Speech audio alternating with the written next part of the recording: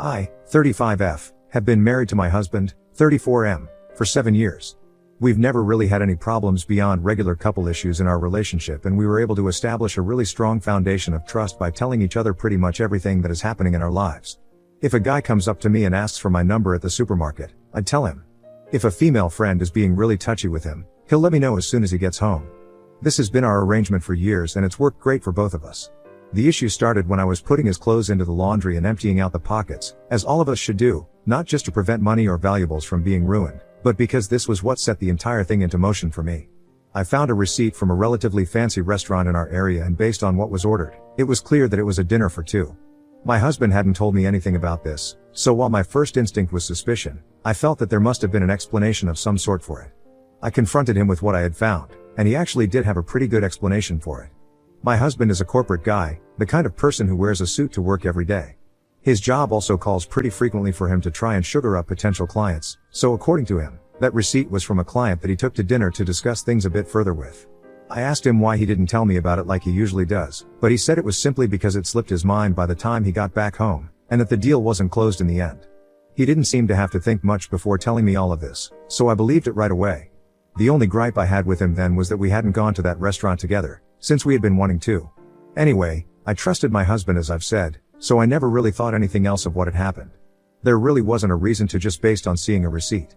Things went back to normal pretty quickly after that, and we didn't have any issues with each other for quite a few months. However, things boiled up again between us about a month later when a friend of mine called me one evening and said that she bumped into my husband with a woman on his arm.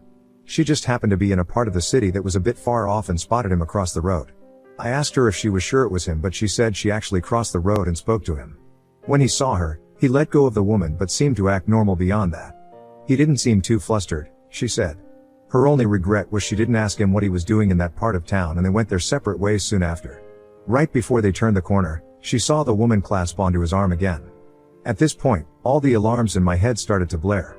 I thought briefly about the receipt I had found in his pocket, but honestly, I didn't make too much of a connection because it still could have been a business dinner.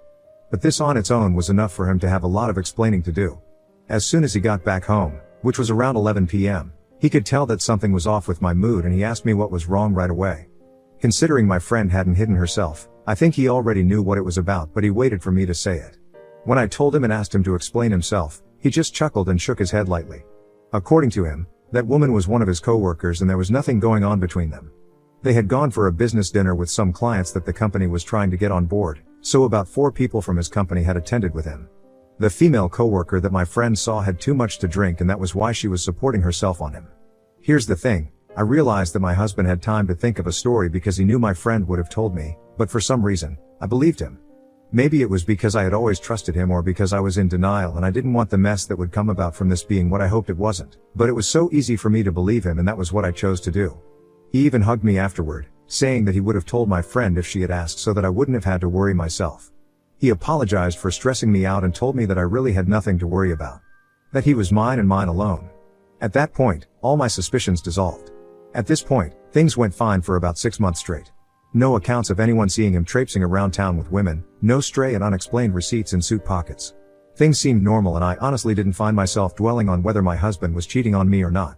However, this peace of mind really only lasted that long, and it was after the third event that everything started to crumble. My husband came back home pretty late one night. It was nearly midnight, and he had texted me at some point during the night that he was doing the usual whining and dining for one of the clients that his company was trying to win over. Again, it wasn't the first time in the 6-month period, so I didn't think too much of it. He came back, a little tipsy, and it was when I went in to hug him that I smelt what was distinctly feminine perfume. I immediately asked him why he smelt like a woman's perfume, but I tell you that this man told me straight to my face that it was his usual perfume.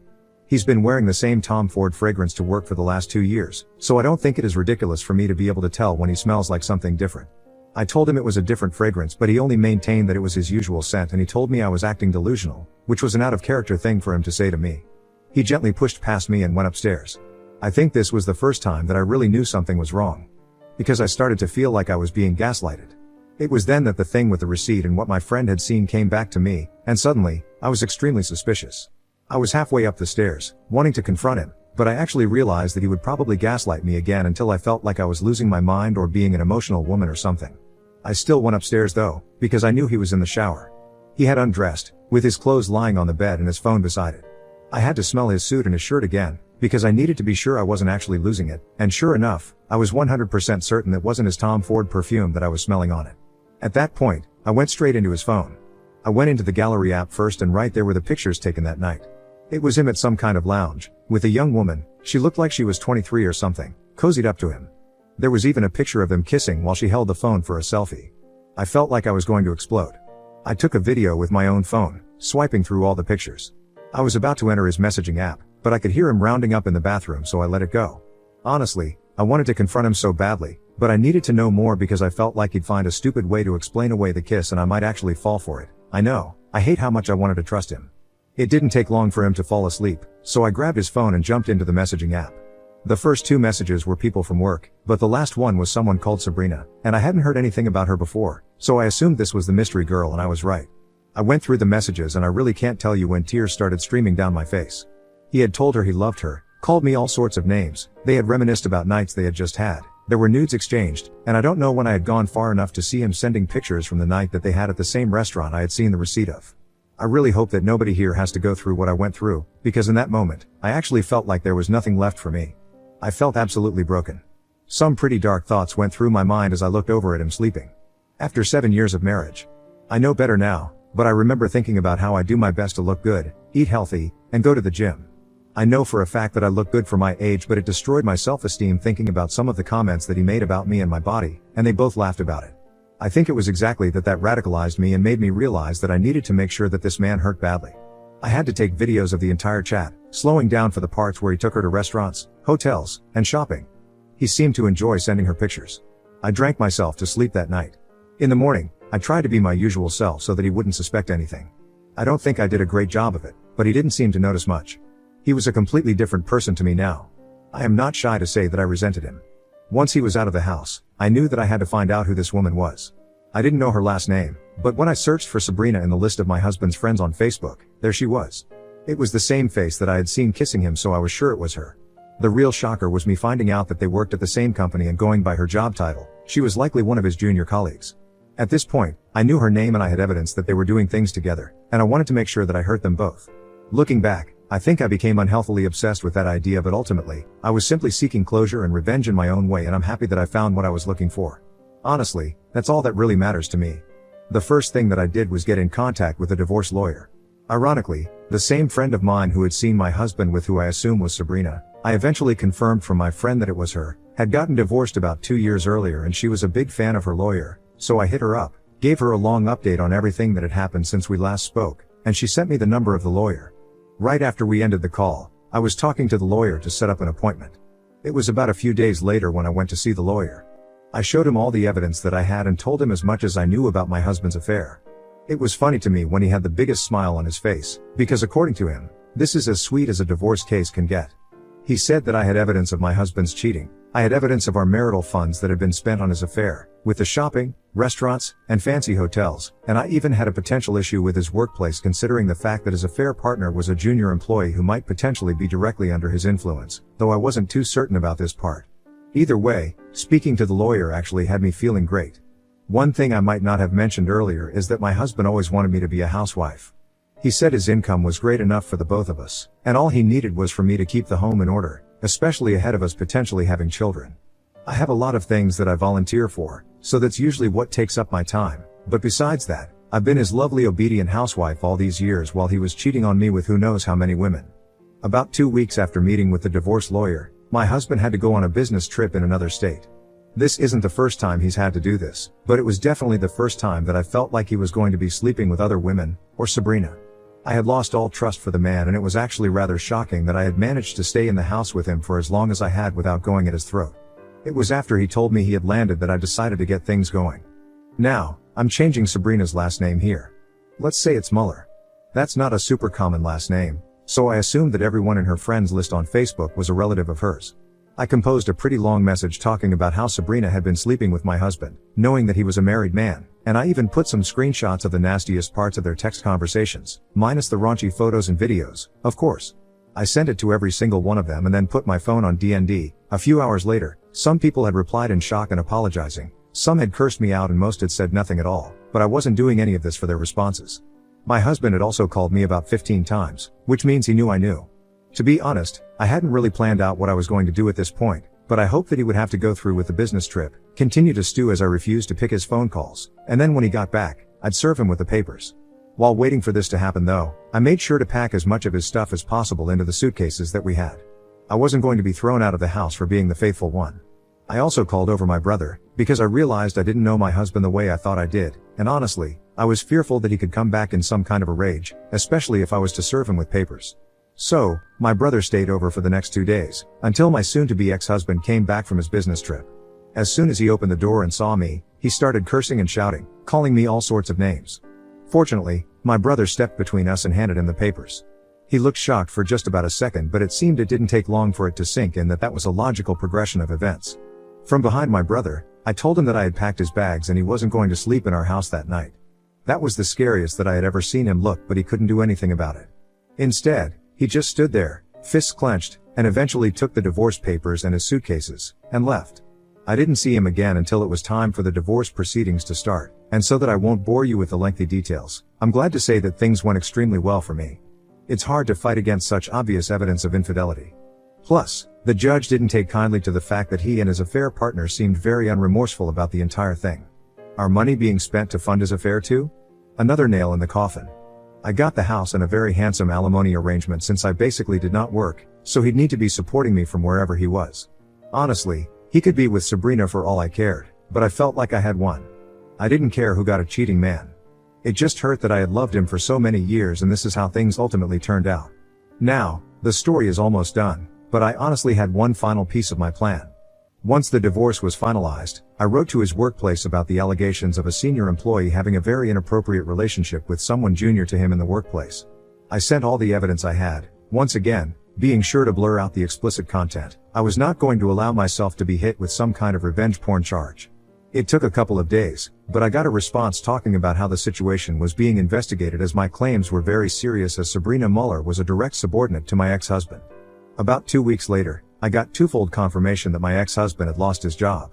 The first one was him calling me to curse me out and scream every expletive in the book, and the second one was an email from the company informing me that the investigation had been concluded and the necessary action had been taken against my ex-husband. Honestly, I think once I read that, it was like a sudden relief came over me. I think that was closure. I don't consider myself to be an evil or vindictive person, but I think that realizing that someone you loved and thought you could trust wholeheartedly had no issues cheating or gaslighting you is enough to change a person. All I'll say to the women out there is to beware. You can trust a man, but don't trust too deeply, because I learned that you can never truly know who someone is, 100%. Now on to the next story. Story 2. Tried to help my alcoholic wife after she lost her whole family. Instead, she cheated on me with her rehab coach and wanted to leave me, so I decided to take revenge.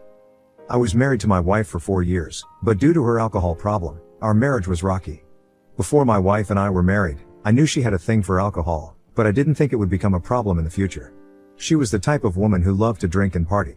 The first time we met each other was at a club. The moment I saw her, I liked her instantly, and I approached her in her group of friends. She and her friends had come to the club to celebrate a birthday that night, and that was how we talked and spent the rest of the evening at the club together. After meeting each other for the first time that night, we went home together because she asked if she could come home with me, and on the first night, we got intimate. My wife said she thought I was one of those men who wanted to tap her honey pot, and that would be the end. But for me, it was different. I liked her so much, and getting intimate with her intensified my feelings for her. In the following weeks, we met at least twice a week, and after 3 months of spending time together, we started dating. By this time, she was freshly out of college and did one of those small pay hourly jobs until she could get the kind of job she wanted. As I mentioned earlier, I knew my wife had a drinking problem from the first few weeks we met, but I didn't think it would get to the point of seeking help from rehab. After a year and some months of dating, my wife and I married and officially moved in together. Unfortunately, a year after we got married, she lost her parents and only sibling in a ghastly motor accident, and this was when things got worse. Losing her parents and only sibling in one day took its mental toll on her, and she resorted to drinking to help her deal with the pain. When her drinking got extreme, I thought it would only be for the mourning period, but it wasn't. After the burial, months passed, and my wife did not get over her family's demise. She became a shadow of herself, and I tried to comfort her. I understood that she was in a very dark place mentally, but I tried my best to support her in every area she needed support. Unfortunately, around that same time, she got pregnant but miscarried the baby, which added to her agony. She also stopped working, and caring for us fell on me. On the days she wasn't drinking, she would be aggressive and get mad over things that didn't require such anger. Hans walked in on her making out with one of my neighbors, and I was furious. She was high on alcohol, and he seemed sober. I kicked the neighbor out of my house and reported him to his wife, but I couldn't do anything to my wife because I believed she wasn't in her right senses. Well, I was wrong, because a couple of days later, I saw her talking to the same neighbor, and when she saw me coming, she walked away from him immediately. Meanwhile, by this time, her drinking got worse. If I gave her money, she would spend all of it on alcohol, and it got to the point where she couldn't go a day without drinking. I got so frustrated, and I was tired too. I was tired of tolerating her, paying the bills alone, and still caring for her. It was already choking me, and I decided to get her help. When I had no other option, I told her I was taking her to rehab, but she was hesitant to go until after a series of persuasion. For the first 3 months, she went to rehab. I noticed a significant improvement, and I was glad I was getting my wife back. As the concerned husband I was finally at peace that she had broken out of her bad habit and was finally getting her life together, but I was wrong. One day, I was at home enjoying some YouTube content on my phone when my wife came home to tell me that she was getting married to the love of her life. When she said this, I didn't pay much attention to her, and I just laughed it off, but when she mentioned her rehab coach's name, my ears raised, and I asked her to repeat what she said. According to my wife, her rehab coach, Ryan, was the one for her, and she told me they were in love with each other. She also said that she loved Ryan because he treated her like a queen, talked to her nicely, and blah blah, and they would get married. I was shocked when I heard that and knew she was going nuts. The Ryan she was talking about was already a married man with 2 kids, so it didn't make any sense. I was also sure she did not come up with the whole marriage thing on her own, so I was forced to confront Ryan on her next meeting day. When I told him everything my wife had said and how they were planning to get married, Ryan said she was delusional, and somehow, my wife heard all of his responses. She had been eavesdropping on our conversation, and the moment she heard him, she came out of her hiding place with her eyes filled with tears. She literally sobbed like a baby, and at the same time, she showed me a video of her and Ryan together in bed and in the bathroom naked. She had Ryan record the video of the last time they were together in a hotel, and he sent it to her. She even said Ryan promised to divorce his wife so they could get married. When she showed me the video, Ryan was so pissed, and he called her names for being dumb enough to believe that he would leave his wife to be with an unstable woman like her, and his words broke her heart. After losing her family, I had never seen my wife cry like that, and at that point, I understood that she loved Ryan as she claimed. She even planned to divorce me so she could be with Ryan, which was heartbreaking for me. I was so mad at Ryan for taking advantage of his client, my wife. And to give him a taste of his medicine, I pressed charges, using the video my wife showed me as evidence in court. Sharing this here is easy because the hurt and heartbreak I felt almost shattered me. Despite all the tough times my wife had given me, I still loved her, and I tried to get her help so that things could go back to normal, but she cheated on me in return and even planned to divorce me to be with her rehab coach. Anyways, I still felt pity for her because she was utterly heartbroken after she found out Ryan was using her, and she nearly fell into depression.